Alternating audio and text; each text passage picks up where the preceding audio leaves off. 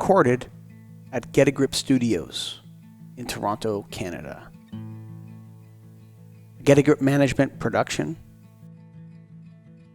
and in association with the Get a Grip on Lighting podcast.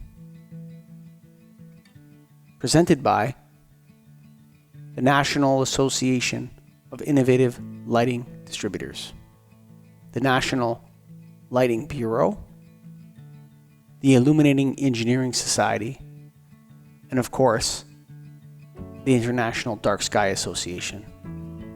This is Starving for Darkness. Hello, Michael Colligan here, co-host of the Starving for Darkness podcast with Jane Slade. Today's show is with Harun Mehmedinovic. You can check out his website, skyglowproject.com. This was a crazy good podcast. I'm telling you, it was beautiful. Just exactly what Starving for Darkness is all about. Right now, it's International Dark Sky Week, but I think I speak on behalf of Jane Slade and everyone at Get a Grip Management and the Get a Grip on Lighting podcast. We're going to call this International Dark Sky Year. That's right. 2021 is the International Darkness Year. We're bringing it hot. And this show is going weekly, and that's all thanks to our friends over at Rab Lighting. That's right. Go to rablighting.com/darksky. Check them out, Eric. That's right. A company that's been around for 75 years, always been passionate about the dark sky movement. Have what you need to get the job done, from the exterior to the interior to their light cloud system. That's the best control system out there for all lighting needs. Rab has it for you. They have the history. They have the background. Great company to work with. No more weeks. We're going full time with this. We're not taking 51 of the weeks of the year off, Greg. We're going 52 weeks with this show. That's right. It's right. International Darkness Year. Not just skies. I'm talking dark earth, dark water, inside, outside. We need to bring back the darkness. So thank you for listening. Thank you to rablighting.com/darksky. Check him out, Rab Lighting. But right now, we got Harun Mehmedinovic on the Starving for Darkness podcast. Welcome to Starving for Darkness, Harun Mehmedinovic. I think I did it better the first time when I tried it, but thank you for being a guest. Yep, you're welcome. It's a pleasure. So tell us a little bit about actually, you know what? You go first, Jane. You always started off. Okay, sure. Hello, Harun. It's so nice to finally meet you. I have actually known of your work for quite some time, which I will get into that. But we actually start the show off with the same question for every guest, which is, please tell us about a dark sky experience that you had that was really profound. And I know we're going to get into a project that you did on dark skies, but it could be before that. It could be in your, where you're from. We want to hear all about that. So tell us about a dark sky experience that really was a profound experience for you. So when I was growing up, I grew up in rural Bosnia in Europe, and anybody that's ever been to Europe or has seen a light pollution map of Europe knows that it's a very light polluted place, astonishingly so, actually. It's something like 99% light polluted, basically. So I was lucky when I was growing up to grow up in a rural part, at least for part of my childhood, of Bosnia, and that was one of the rare places in Europe which actually still had some intact sky. It had some like class 2, class 3 skies. So when I was growing up, I kind of fell in love with the night sky. But as far as the profound experience, I have to say it was many, many years later. So when I was finished high school and I was going to go to UCLA for college, I had crossed Route 40 driving through New Mexico and Arizona, and on one of those spots I'd stopped to take a break, and I didn't at that time think about the night sky. It didn't really enter my mind much for many, many, many years, but I stepped out and I looked up. I was just astonished what I saw, because it was the first time in my life I was probably seeing a class 1 or a class 2 night sky, and it I think that was the time that it got into my mind, this idea that, is there a way to photograph this thing? But this predated the cameras that you could really do that with, short of like having astronomy cameras. And it was not something I was able to do then, but it just kind of put a bug in my mind. So when the cameras came out that could do that, it was one of the first things that I did, is to take a crack at some night photography. But it was really that experience in the American Southwest that was very important to that. It started in my childhood, but it was really cemented then. Well, thank you so much for sharing. And I do think that probably led to that experience was probably a piece of what led to that project that you did, Sky Glow. And I just want to share with you that actually we have a point in common, which is Gavin Heffernan. I went to college with Gavin, and he was doing plays at the time. I was studying religious studies, Buddhism and Hinduism. And, nearly 2 decades later, we met up in the dark sky space. And I actually included your project, the Sky Glow project, in the presentation that is actually the namesake for this podcast, Starving for Darkness. So thank you for your work. And I think for the listeners, what is the Sky Glow project? Will you tell us a little bit more about it? So Gavin and I met at AFI in LA. We were studying fiction filmmaking, actually, not really related to what we were doing with Sky Glow project, but we had a passion, I think, both of us, of just experimental filmmaking and interest for the night sky. And it was some kind of a hobby project that came up, which was I was taking still photographs of the night. He was doing time lapses heavily of the night sky, and I was seeing that in his news feeds and Facebook, and he was seeing my stuff. So we decided, hey, why don't we get together and do some shop in northern Arizona in particular, because I knew the area was great, and he hadn't really gone up there. So I convinced him to come over to Arizona, and then we started to work together to actually just photograph just for fun. And then what really surprised us, I guess, was the amount of attention that this was getting. Once we put it out, we were doing it just for fun, but it was millions of views that were happening. So we knew there was something interesting there. There was interest. There was some kind of passion in the audience, this particular subject, questions, all that sort of stuff. And so we decided, let's just do more and more and more. And then the question was, how do we expand this into like a full-fledged project that has a name and everything else attached to it? And this is where we can, thought about it a little bit. And Sky Glow, as a term came up, it's a scientific term for light polluted sky, which sounded good to us. It got people to wonder, what do you mean by Sky Glow? It was just kind of a catchy, really short name. And we knew as photographers of the night sky that we cannot have a project that doesn't discuss light pollution. It's just integral.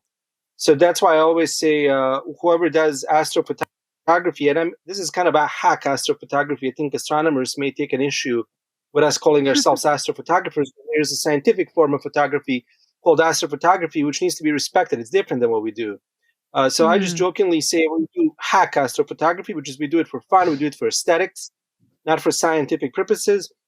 And we knew that by doing that, we were kind of just by default activists. We were showing something that was disappearing that people didn't know about. So when people would see it, they would ask us a lot of questions. Why don't we see this? Like, where are you shooting this? Is this fake? Is it animated? We get all those kind of questions. Explain. Well, the reason why you're not seeing it is because there's this problem that's happening that you might not be aware of. It's called light pollution. And you're probably a contributor to it. and it is pollution.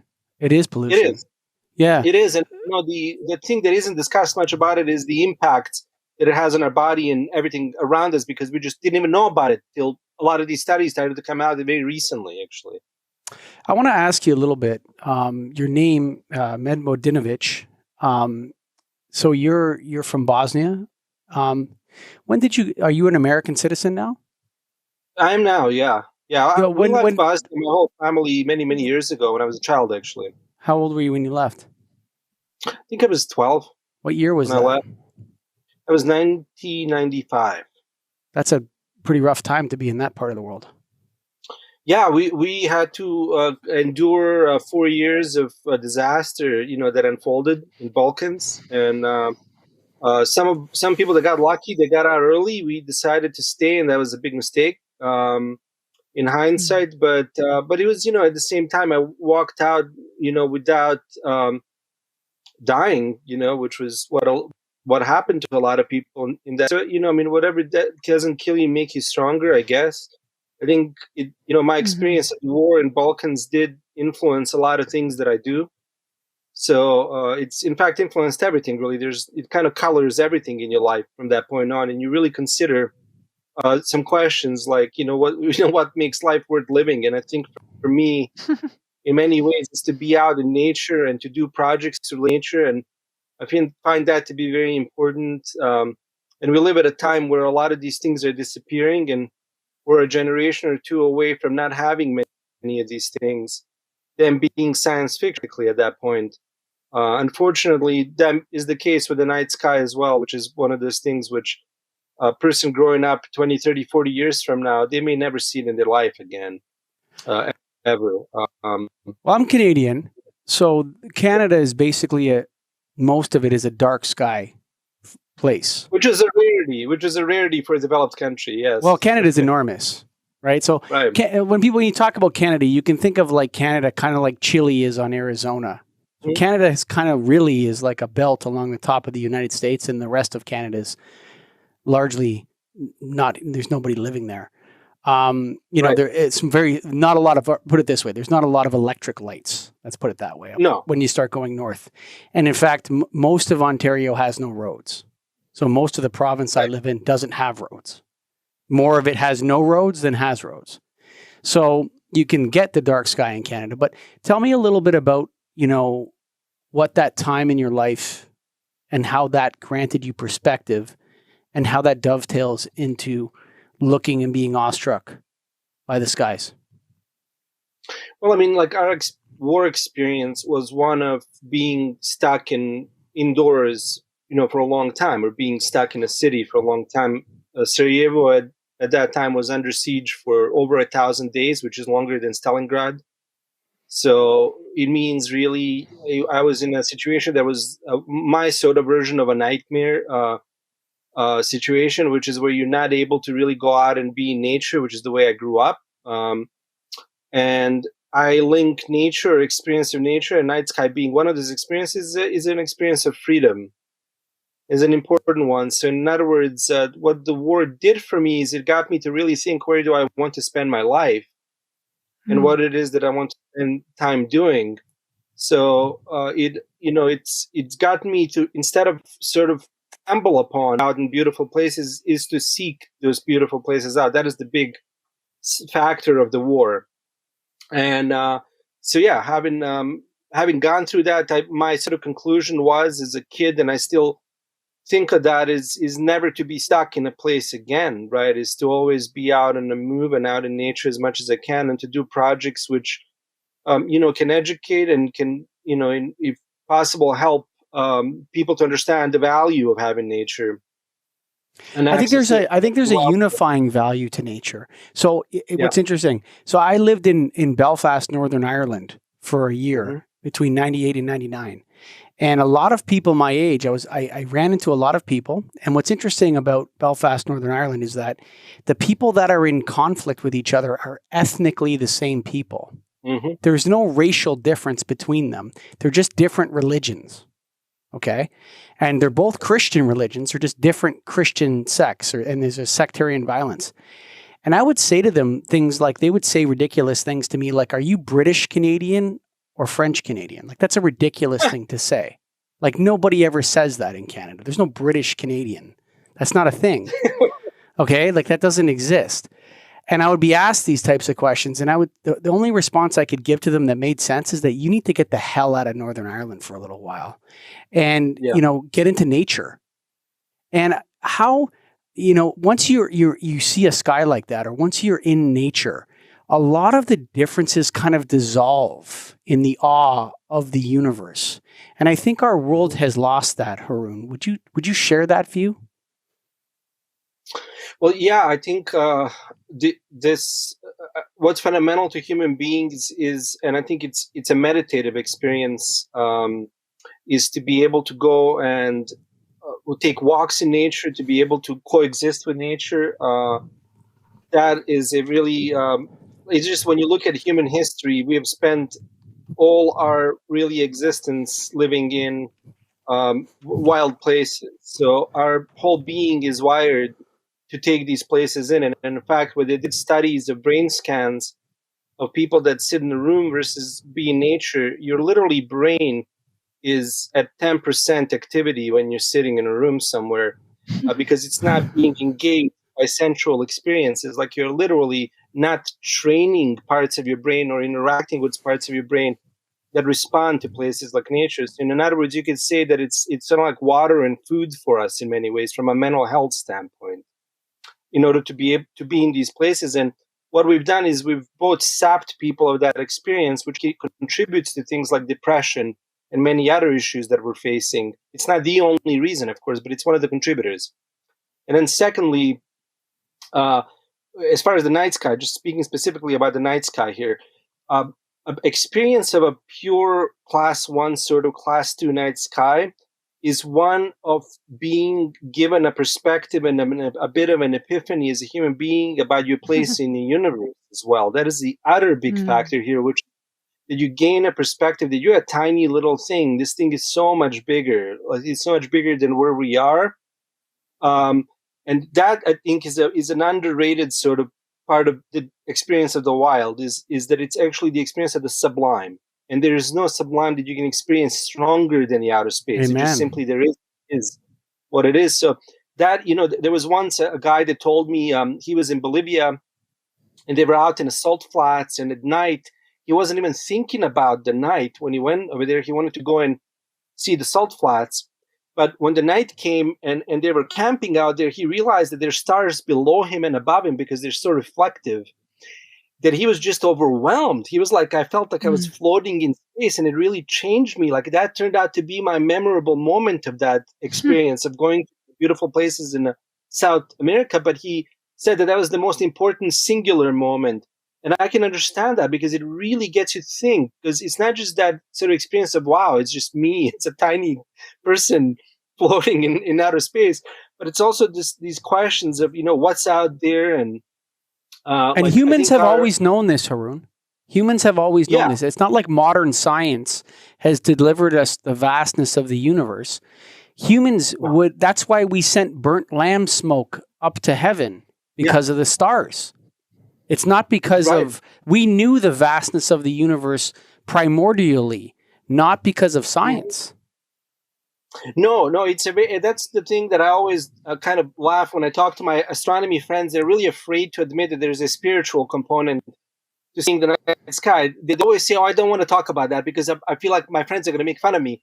But I think you can acknowledge, you don't have to believe in God or not. You can acknowledge that there's a kind of an awe-striking experience that is spiritual in a way. And it's fine to admit that. It is a very sort of inherent thing to being a human being. And I don't think it's even just a human being. I think other animals in the world respond to the night sky. We know that, right? So there's nothing wrong with saying, hey, this moved me. There's a reason why I'm into astronomy is because I fell in love with it. It's not because I intellectually was curious. It's because I was viscerally drawn. It's because you have a soul. It's because we have souls. Like at the end of the day, we have souls. Like we're and elephants, I think, have souls too. Actually, in a way, when you look at them in the eye, they're thinking something, man.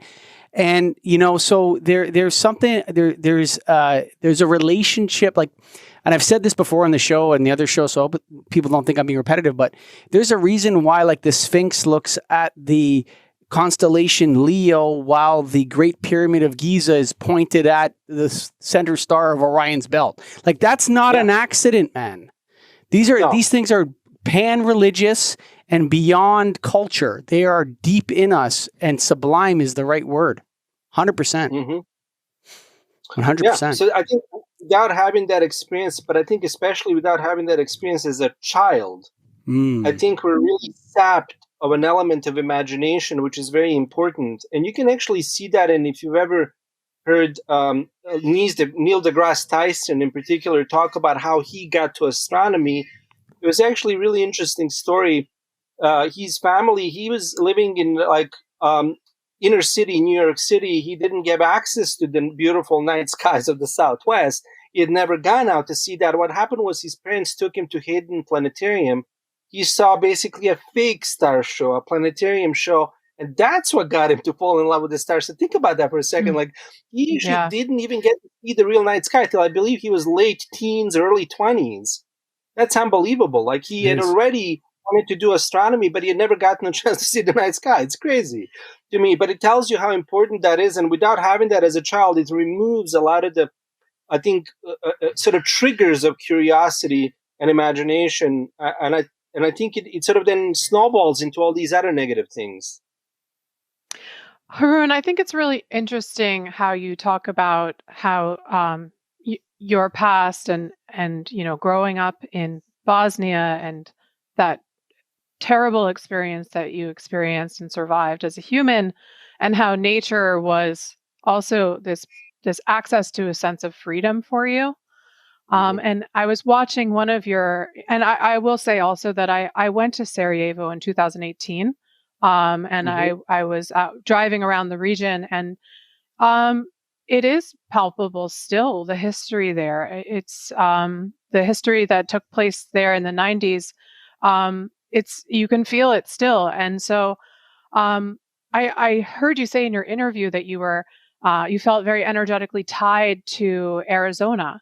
And I think I wonder, what is that tie for you, and how connected is it to the night sky for you?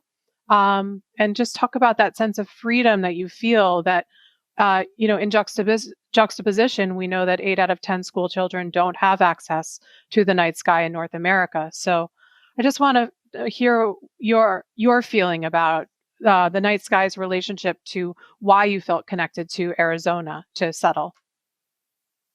So, my connection to Arizona actually is a really odd, dark kind of thing. How I arrived to it anyway. As a child, I was a big fan of Western comic books, and I used to read all these sort of cowboys and type stuff. And one thing I didn't quite connect is a lot of these places that they drew in these comic books were taken off of photographs of particular places in the Southwest. Like they were drawn to images, to actual real things. And so when I got to Arizona and the Southwest, really, and I got to actually see these places like the Monument Valley, for example, it kind of blew my mind to see something in a comic book come to life. It was almost like I stepped into it. It was just an odd thing to describe as a child, because I did see it pretty much as a kid. We landed in Arizona when we came to US. So I got to see a few of these places pretty quickly. And I think it was like a magical experience of something that I saw drawn come to life. So there was that component to it. But the other thing about it is the sort of peacefulness. It's the vastness, peacefulness, especially at night. In some of these places, you're not even hearing much of airplanes. It's just kind of a kind of sense of peace. It allows you to get away from this noise of the city. And the noise of the city, I think it bothers a lot of people even without knowing it, but it bothers me in particular, more so maybe even than they are, because of my sort of traumatic experience as a kid of the war. And sort of the sounds of the city were really nightmare sounds for a long time in my childhood. And, is city, because of all the bombardments and all the gunshots and everything else, was all those sorts of that kind of cacophony of sounds is what I link to cities, is just kind of constant barrage and assault on your senses of sound. And when you go to these places where there's almost no sound, where there's just quiet for long stretches of time, the way that your body engages and your spirit engages with these places is different. It's kind of like, wow, I'm finally home, is the way it felt to me. And I think that's because we are all, as humans, when we arrive in those places, kind of at home. But sometimes we're afraid of that because we don't know about it. We haven't seen it, or because we grew up in a city and we never experienced, nature. But really, it's in us. Like when we get there, when we experience that, especially the night sky is a particular link for me as well because of my childhood. When I was a kid, I was able to see the Milky Way from where we were in Bosnia, which is a rarity anymore in Europe. And I was actually able to see something else, which I didn't link to the night sky at the time, which was fireflies. We grew up with a lot of fireflies. It was a very firefly-rich region. And so I always linked fireflies and stars visually together because in the summers, that's what I would see. I'd be out at night and you'd be seeing the stars and you'd see the fireflies. I didn't know that these were related till later, but I fell in love with that image. And so, in other words, when I saw it again, especially in places like Smoky Mountains in America, it was like coming back home to a really early part of childhood. And it felt really, there was a lot of comfort in that because it was the one positive part of my childhood, which was a traumatic childhood. But there was a sort of a positive window of time, which was that early childhood, rural Bosnia, and when I started reliving some of those places in other continents, right? Like in this case, America, I was kind of like coming back home in a way. I mean, it's not Mm. exactly the same looking landscape at times, but it feels right. You know, it's a kind of a very, the only way I could describe it is a very primal connection, Hmm. which is something I can even fully describe. So, a little bit about fireflies. There's over 2,000 species. They are on every continent but Antarctica. And they've done studies, and in the presence of light, they exhibit 50% less flashes. Each species has a unique language so all 2,000 species may have different appearances and how they relate to one another. But it's just such a beautiful example of an organism that not only needs darkness, but also utilizes light as a language. And you're not alone, Harun. There's so many people that have nostalgic, beautiful memories of fireflies that we're truly taking that away from our kids. And you talk about this barrage of being in a city, and it's light and sound. You're absolutely right that it's a totally different experience than being out and connected to nature. And so you talk about the stimulation of noise, and that has a specific tie to an event in your life. But I think that the stimulation of light is Hmm. now happening across all people. And I was reading on your website, you had a fantastic quote. Someone referring to night as artificial day. And God, what a loss that is, because it's so true. It's a mediocre day, and it's Yeah. no awestruck night. So it's just really interesting to um, hear your take on it, and so it's sort of like a shift of our relationship to nature, which is one of reverence and meditation, to being controlling and wanting to kind of really capture nature. And so, how did your Sky Glow project begin to shift your own consciousness as you went through? Because I know you traveled 150,000 miles. And then, how did it change and transform you and your thoughts? And then, as it went out to the public and you were getting so many millions of views, how did it transform the public's thoughts? Well, for me, what it meant is that I get to see some places I otherwise would not be able to see or wouldn't even think of seeing. At times, seeking out the night sky takes you to places you wouldn't think about. There may be more obscure places, maybe not always national parks. So it gave me a richer experience of the country. I actually visited a lot of the Canadian provinces as well. I visited, every U.S. state, all 50 states. So I got to actually see a lot more than an average American does of their own country. And I got to see some places, again, that aren't necessarily always obviously on a map. So that was very important because you get to meet the country in a much better way. You get a much more holistic view of the place where you live. And it got me to be a little bit more open-minded or understanding of different kinds of people that live in the country. There's a lot of Mm. anger in America and a lot of divisions. And what I found about the night sky in particular is that it was a unifying Mm. force between all these people, because when we would go with our project to places like Nebraska, like take for example Alliance, Nebraska, we had a presentation at a high school gymnasium to basically a Trump voting audience, probably by like 90%. And they all loved the night sky. They were all asking, how can we do something about this? We find this very important. It doesn't really matter what way they connect to it. It just is a fact that they connect to it. Like an astronomer may look at the sky and say science. They may look at the sky and say God, but they're both connecting to the sky. That's important. And this can be a unifying factor. So that is the other thing I learned, which is a great lesson of this whole thing, is that everybody out there somehow finds night sky important. I had yet to find a hater that says this is not important. Go to North Korea. If you want night skies. In other words, people, when you start talking to them, they're like, no, we find this very important. And in fact, you'll see that when you go to national parks or to public places, there's a variety of people that go to those, and they all find this to be very important. So that's I think You know, Harun, what's interesting about that is Jane and I have had discussions off air about trying to keep this show apolitical. And, also searching our own selves for our own political biases. And, I wrote an email to Jane saying, we got to keep this show political and non-political. And Jane wrote back saying, your email is actually pretty political. And then I reread it and it actually was.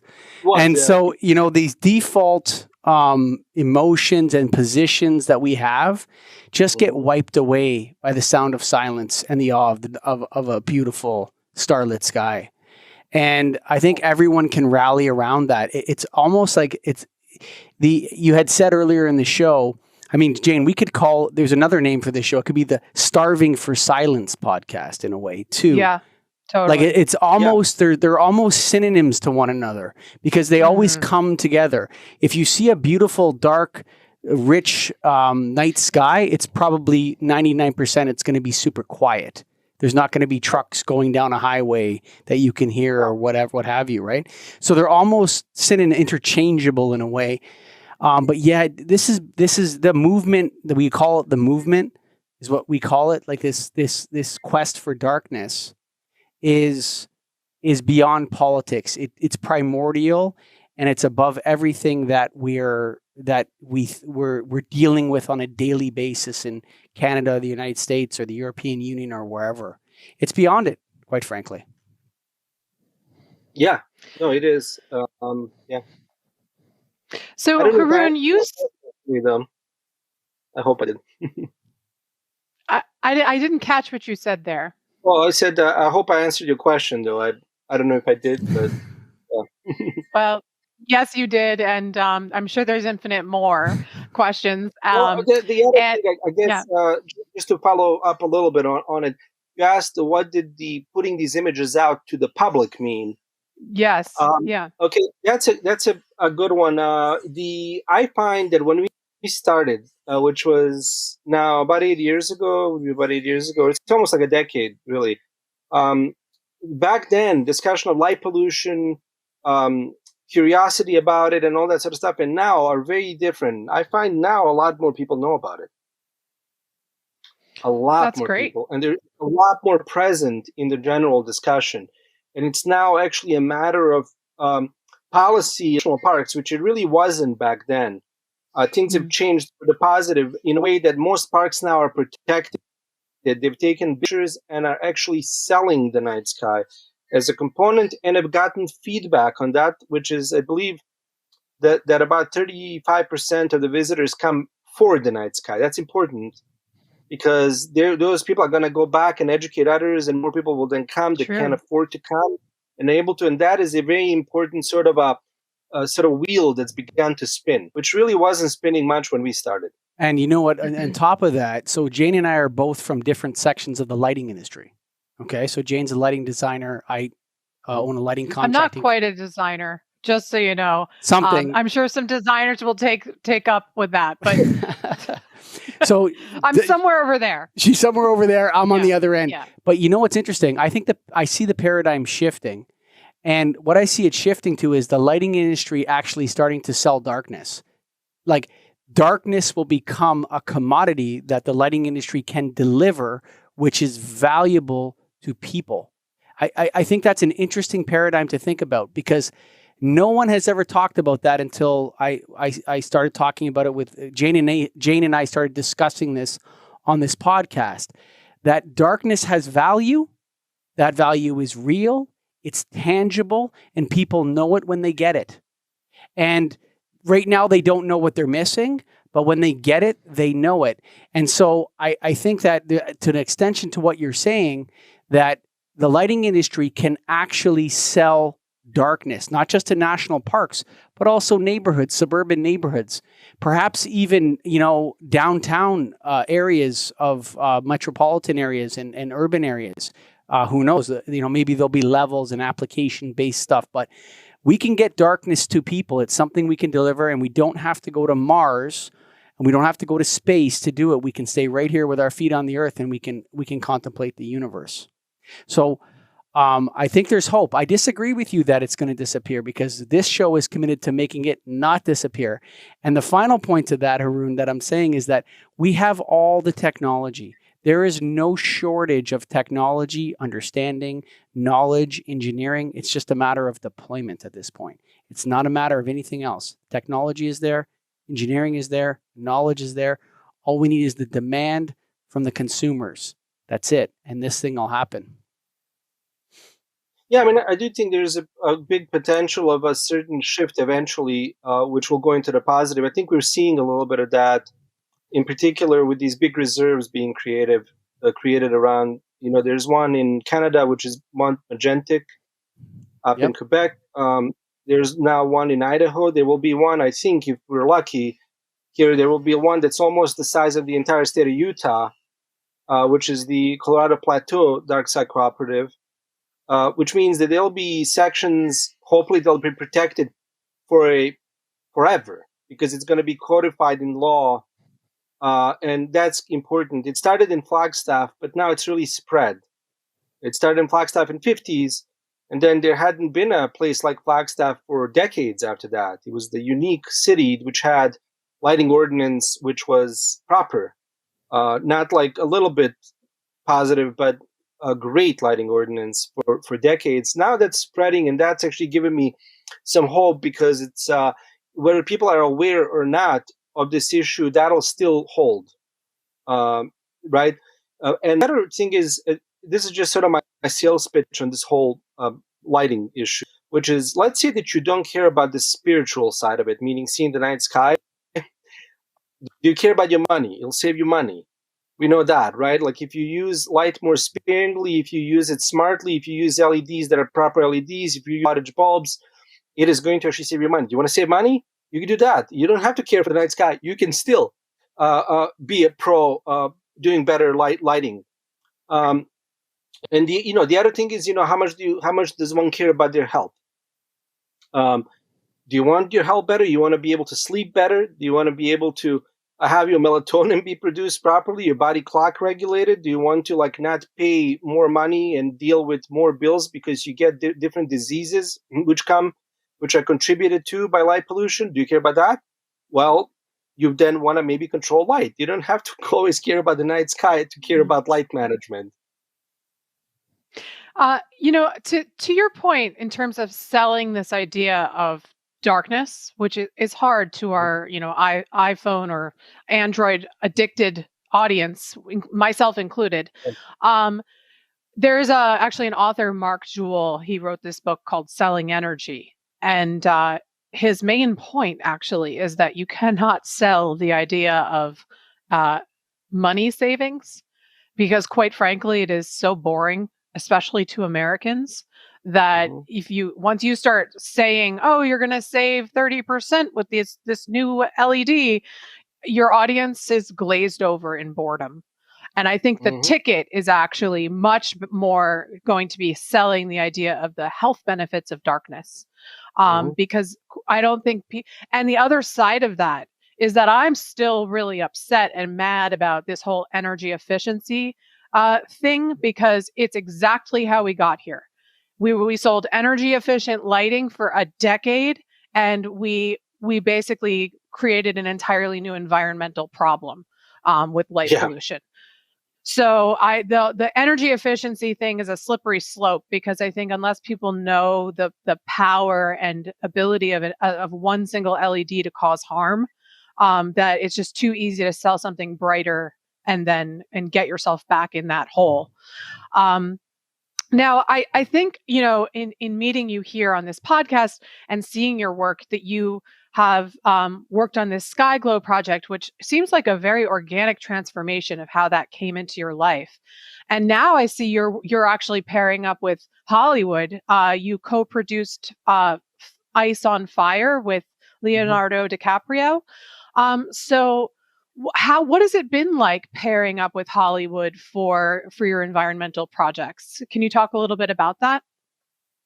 Well, I mean, there has been in Hollywood an interest in global warming or education related around global warming. So that was nothing new.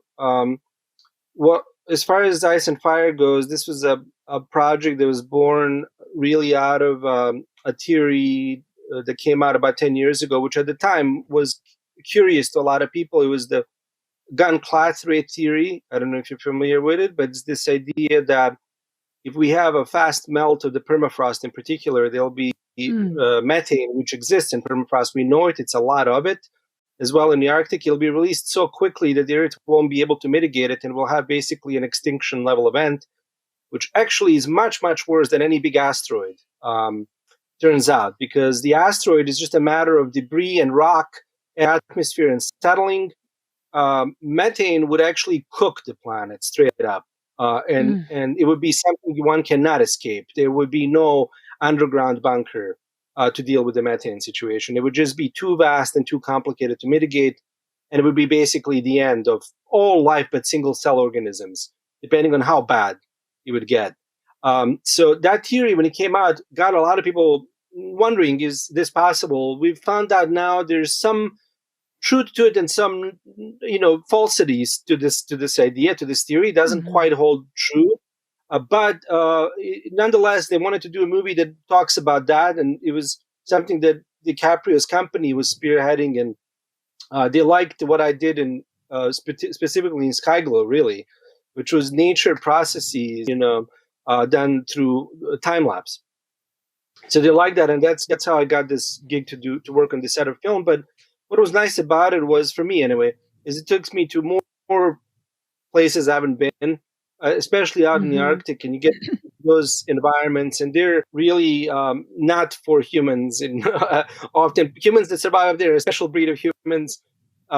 These are very extreme environments of, you're looking at minus 60, minus 80 degrees sometimes in some of them, and to be able to live, it requires a lot of care and attention to be able to function up in those environments and not make mistakes to get you killed. So it was just on a personal level, it was a good experience to be able to go through that and just understand that, hey, I can survive in these environments and for extended amount of time, and I can, also see some of these places which I haven't. It's seeing that kind of a landscape like a Svalbard is unique. There's no other quite place like it. You have to really go all the way to Antarctica to see something like that, or you go all the way to the north to see some of that, and it's like another planet. It's almost like you landed on some kind of a frozen wasteland somewhere, and it really gets you to understand our planet a little bit better. Different conditions that exist on it, and it really got me to actually appreciate the warmth. Whole lot of discussion. Well, I used to complain about humidity. I never will again. I'll tell you this. Yeah.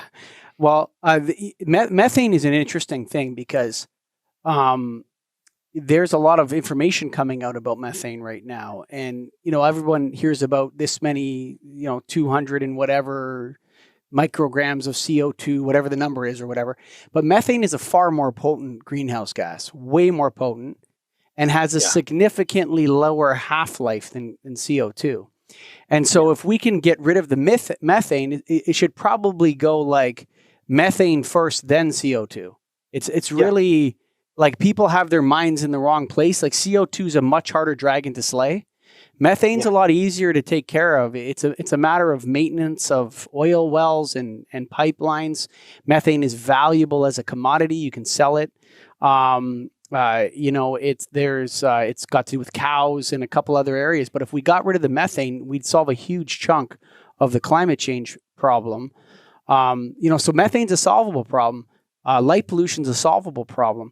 But, one of the things I wanted to ask you, it's kind of looping back a little bit here. We talked about, the different issues. I think the number one thing to overcome is the perception that more light equals more safety. Seems to be the litigious nature of the Western now, like not just the United States. Canada's almost as bad as the United States with lawsuits. And it's that litigious nature, that the assumption that there should have been a light there should have been more uniformity. And had there been more light at 5,000 Kelvin, this crime never would have been committed. And so we have to light every street and every back parking lot all night long like a prison yard. That mindset is the thing standing in the way, Harun. How do we get rid of that? But there's a way to do it. I think you have to talk to the police of the towns that really have the ear of the mayor and council members. Often, police often don't quite understand glare because they haven't really been Mm, educated on the idea of glare. That, if we were to shield the lights in particular, just let's start with the idea of shielding. There's actually a good company that had some great ideas out of Edmonton called Lumican. Their big thing was to create street-specific shielding, understand where the light goes, and then shield it so it goes only onto the sidewalks, not blasting into the cars that are driving by and not blasting into the houses that are next to mm, those roads, but to basically build light footprints using shields. So if you were to actually take a cop, a sheriff in any of these municipalities, and you were to show them a demo, and the demo would involve one big blasting light in all directions with their big high Kelvin, high wattage, giant amount of light. Then next to that one is one that's slightly shielded, and next to that one is one that's highly shielded. They'll still illuminate the floor just the same, but what they'll see in that is if you put a person underneath that very bright light, you actually won't be able to see them. That's just a matter of what the glare does to you. You are actually struggling with the glare in order to see. And that is like a really simple demonstration that one can do to any mhm, police officer to explain to them it's not the amount of light going in different directions and brightness like that, but it's actually how that light comes down plays a really important role. I mean, yes, we can improve the bulbs and all that sort of stuff. But I think if we just had proper shields, it would be a very good first step. One of the big problems is when you see a lot of these lights, is the light is really flying in all directions. That's specifically true in places like stadiums. When I was photographing around cities, stadiums always stuck out to be the brightest objects and the most complicated things to deal with. Because if you were to shoot next to them, it'd be actually even hard getting lower length exposures because they were just flooding everything with light. They were just causing these big white out, burned out parts of the image because that light was strong and it was flying right at you. I mean, that's not the full solution to the issue, but I think having proper shielding and showing that to police would help. And in fact, there was a guy doing that. I think his name is Lowenthal. He's a professor, I think, at Smith. yes, Um, James Lowenthal. Yep. James Lowenthal. I think he did that. I think he had a little demo that he would do where he would do these custom um, shields that he would build, and he can cut them and I think shape them to particular lights, and he would take them to different towns around Northampton area and so on, and he would meet with the police, and he would give them these demos and say, hey, check this out, this is properly shielded, but look, you can actually see better now. And he said that this was giving him really good tangible results. Like the police would give him feedback and say, wow, if we knew this, we didn't know this. That's the thing. People are just not educated on a lot of these things. I think the safety thing, I mean, yes, we can have an argument with people and say, look, we've done studies and we can prove to you with studies that more light doesn't mean more safety. And in fact, in some places where light had dropped, safety had increased. We can talk about that ad nauseum, but they won't often hear that because they have really preset notions. But if you show them, hey, if you have a better shielded light, which will be better for the environment anyway, and will be better for light pollution, it will give you better visibility. So that's something they can actually see on a spot and be like, oh, I get it. But often when you talk to them about concepts and theories and studies, they're like, oh, whatever, man, that doesn't mean anything to me. I just want more light. Can you I just want more light. Yeah.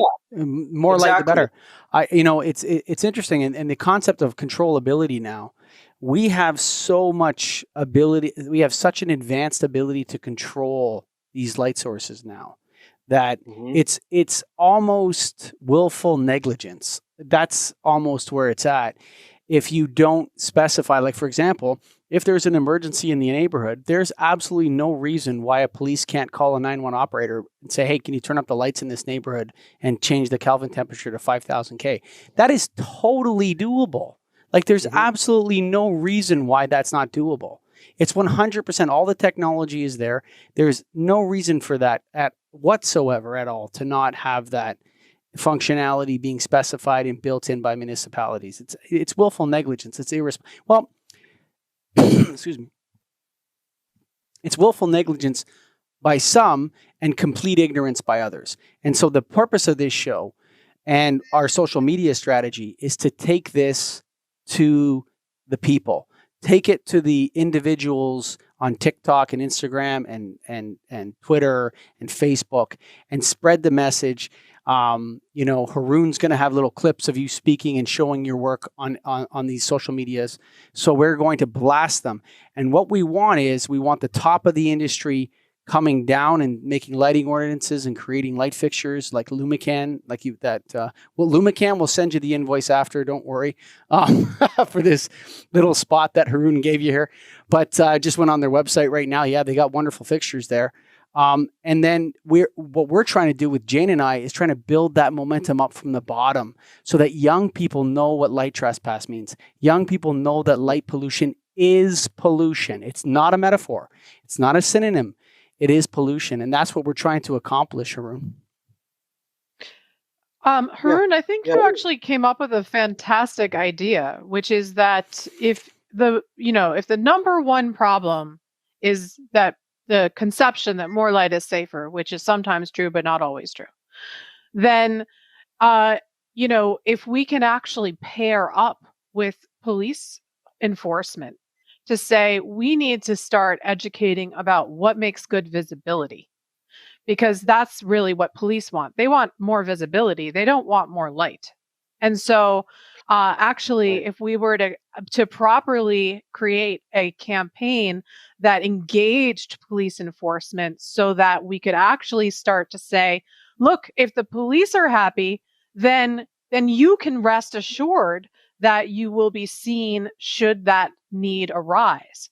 So I think if we can actually connect up with law enforcement about the idea that more light is not necessarily safer, I think that creates a lot of authority on the topic and a lot of people feeling like, oh, okay, well then I can still feel safe with a redesign of light. So I think that's actually a dot that you're connecting here on this podcast that I think is a fantastic idea for communities to really loop in police enforcement into their lighting design decisions so that people can really feel comforted by the reduction of light levels instead of feeling like they're being left out, in the dark.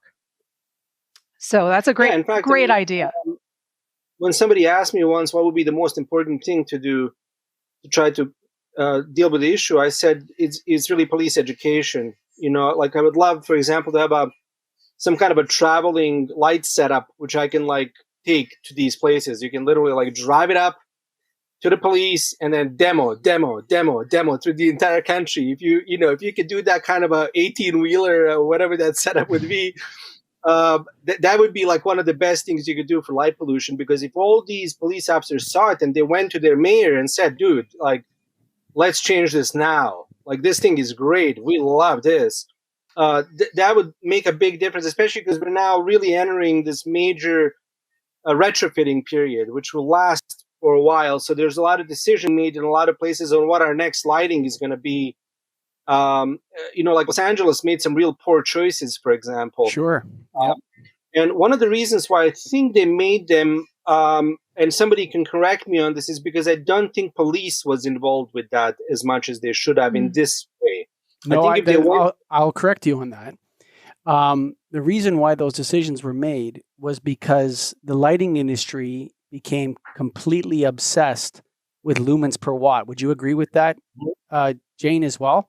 And that more light equals good, whiter light is better, and the more the uniform, the safer everybody is. The lighting industry operated on that premise for about 10 years, from 2009 to today.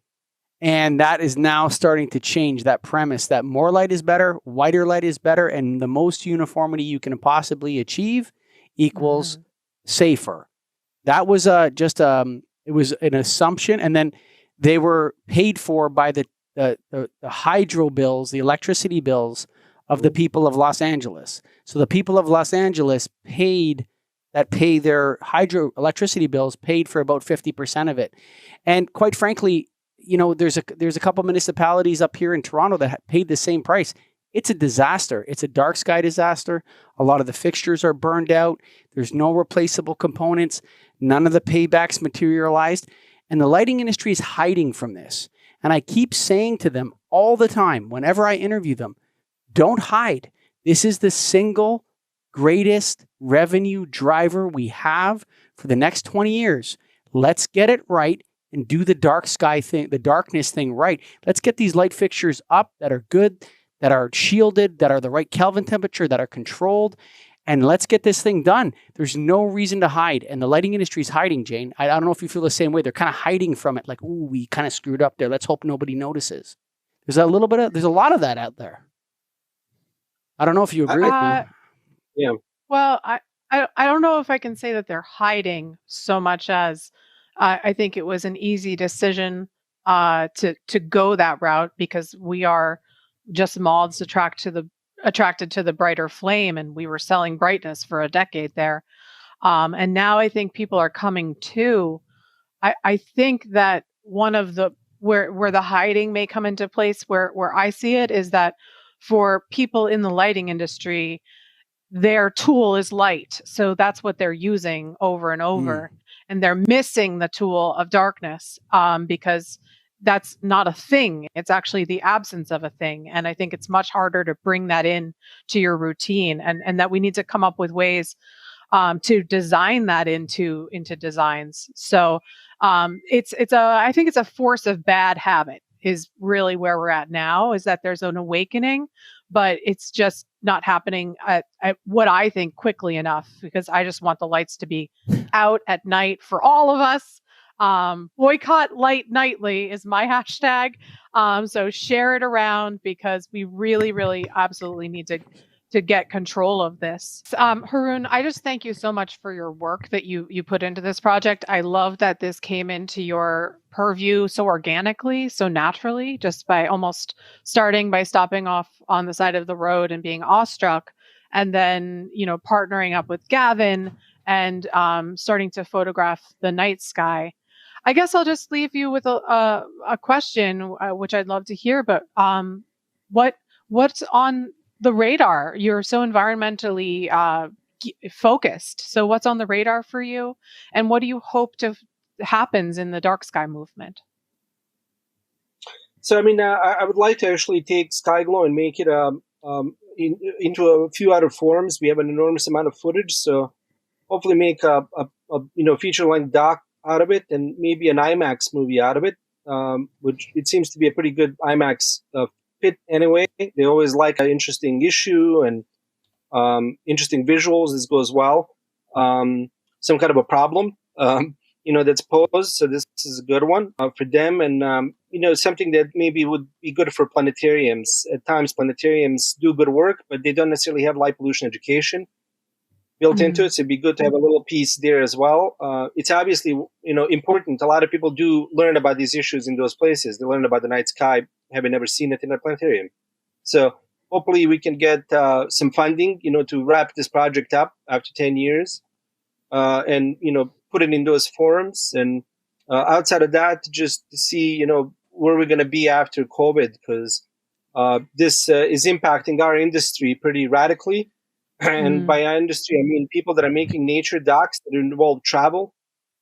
If COVID is sort of the sign of things to come, that is a bad sign for our industry, because it's going to make it very, very difficult for us to get around and make films of that kind. It's going to decentralize in some ways and localize, be good in certain ways, but it could also be not so good in certain ways. It just depends. And we have to kind of wait it out and see when the dust settles, what the industry practices are going to be, because it'll impact the kind of films we can make or even get funding for anymore. So we'll see about that. But, for the night sky side of it is, I think it's important to still put out some films on this issue. There's only really a couple of them out there, and they never really reach the mass audience in either of those cases. And I think what we need is a mass audience film that'll hopefully have some celebrity backing and be able to get distribution.